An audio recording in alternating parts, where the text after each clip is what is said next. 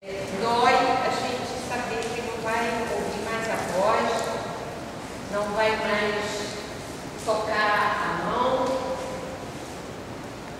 não vai ver o rosto, não vai poder falar com essas pessoas queridas. Bartolomeu era um homem artesão da palavra. Não era um escritor que se senta diante do computador e tem que produzir um livro por mês ou um livro por semestre. O ritmo da sua produção é o ritmo da sua afetividade, da necessidade da sua escrita. Então, se ela precisa demorar 3 anos, ele ia demorar 3 anos para escrever esse livro. O livro da bibliotecária levou mais de 6 anos de Letrícia, né? A Letrícia, né? Levou mais de 6 anos, ele indo e voltando sobre o livro, sem pressa. Ia, não estava feliz com o livro, né? Eu me lembro quando Bartolomeu sentado à mesa no jantar, quando se fazia uma grande mesa, que ele integrava as equipes da Biblioteca Nacional que tinham representação do Brasil, né, nessas viagens, ele era um grupo endógeno, sempre aberto para outros pesquisadores trabalharem. E se nós nos reuníamos com o pessoal local. Eu me lembro do Bartolomeu sentado à mesa, depois que todo mundo tinha se servido, ele serviu. Agora é a hora da gente recolher essas travessas e ir pelas ruas. As pessoas têm sede de palavra, mas têm sede de toque. E aí a gente passou a deixar nem uma sobrinha nos nossos jantares e arrumava as marmitas. O hotel lá no Acre já estava acostumado com isso. Eles chegavam no Acre, já tinha as marmitinhas prontas para recolher da mesa a comida que sobrava nas travessas, para a gente ir pelas ruas. Então é uma pessoa de uma sensibilidade viva, mesmo.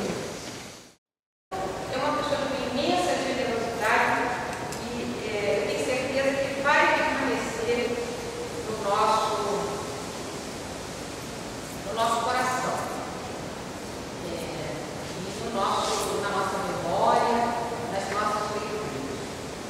Como essa biblioteca tem o seu início na coleção particular da professora Eliana, é claro que as dedicatórias que aqui são para ela, mas ao mesmo tempo para nós todos. Por exemplo, para a Eliana, amiga muito querida, Bartolomeu. Eliana, fiquei feliz em sabê-la frente ao projeto de livros. Agora lhe mando minerações para me dizer que ando com saudade. Para Eliana, amiga sempre muito querida, o meu desejo de uma vida cheia de paz. E assim por diante. Quando ele ficou doente, eu fui a Assis. Eu vim de Colônia, passei por Assis, funcionamento da vida para ele. E depois, quando ele ficou doente, eu voltei a Assis. E fui lá, imbuída de rezar por ele e de trazer uma outra medalhinha para renovar aquela. E aí, quando ele me encontrou no último salão do livro, ele com aquele jeito dele, primeiro ele me disse 2 coisas. Ai, eu doente só pensava na minha promessa que eu fiz a você. Como é que eu não ia cumpri-la? Como é que eu ia deixar você sem o livro? Primeira coisa. Segunda coisa é o seguinte, que ele foi a um evento numa praça. Eu, na minha interpretação, não lembro mais, eu acredito que tenha sido em Atibaia, quando a Marisa Lajou fez aquela leitura na praça. E tem que ser assim, quando eu comecei a falar, um cachorro de rua veio e ficou deitado do meu lado.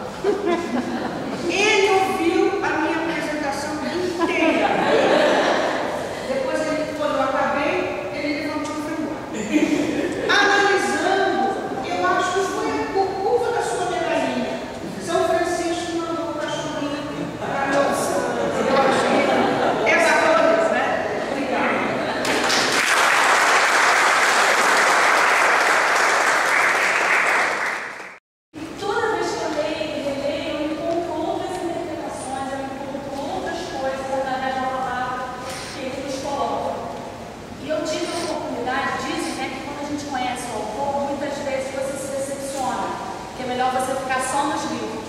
E o Bartolomeu tinha uma coerência tão grande que quando você o encontra os livros, né? Assim, quando ele abre a boca para falar, ele fala como se estivesse recitando um poema, né? Assim, as coisas que ele desperta na gente quando ele se manifesta. E mesmo distante, né? Assim, não convivendo com o Bartolomeu, ele tendo contato através da literatura e do salão do livro e das oportunidades que a gente tem, né? De ter contato com o autor. Eu me emocionei muito quando eu soube da notícia, né? Eu fiquei realmente muito tocada, como se de fato naquele momento eu percebesse o quanto faz parte da minha história, da história da minha família. O primeiro livro que a Eliana leu foi o livro dele, o primeiro livro de literatura que ela leu, sozinha, sem a minha mediação. Então, assim, ele tem vários pontos que me emocionam na minha história. Esse Bartolomeu dos anos 70 como educador, daquele de arte, educação, que eu conheci lá na Bahia nos anos 70, e chamou tanto a atenção, e logo em seguida eu estava à frente do meu trabalho, estava com muita dificuldade no encaminhamento do trabalho da educação, e eu telefonei para ele e ele me ajudar. Ele me fez uma longa carta, eu não sei como eu coloquei essa carta, explicando tudo direitinho o que ele tinha que fazer até ele chegar. Ele chegou, ele passou uma semana, quando eu terminar amanhã, ele perguntou para nós,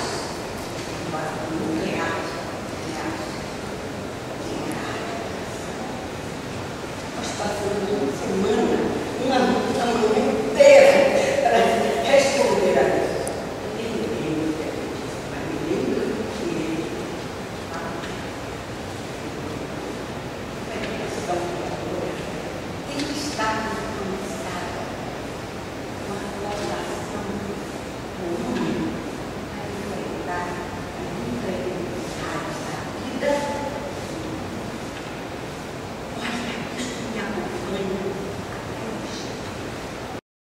Foi com esse mesmo sentimento de estar imerso no vazio profundo de um livro de aula que escrevi meu primeiro livro.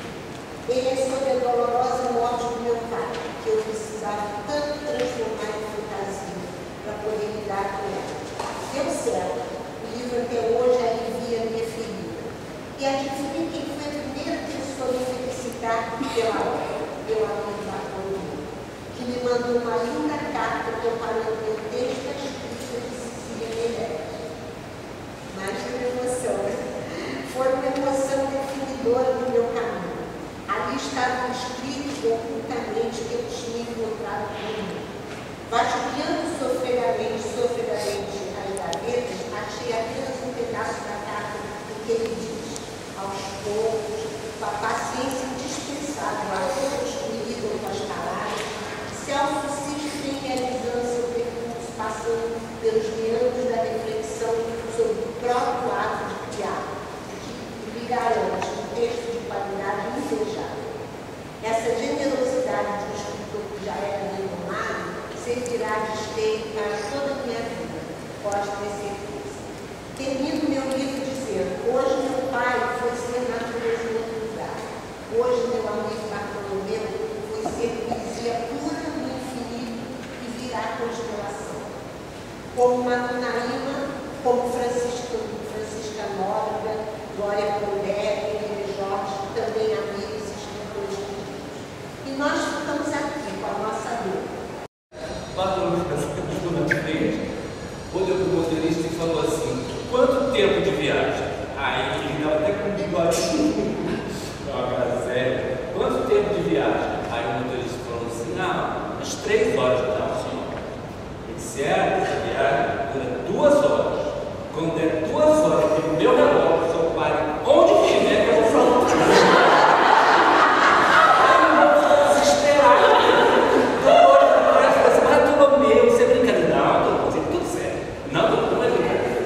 Quando der 2 horas, para onde estiver, que eu posso olhar o povo, mas quando dá para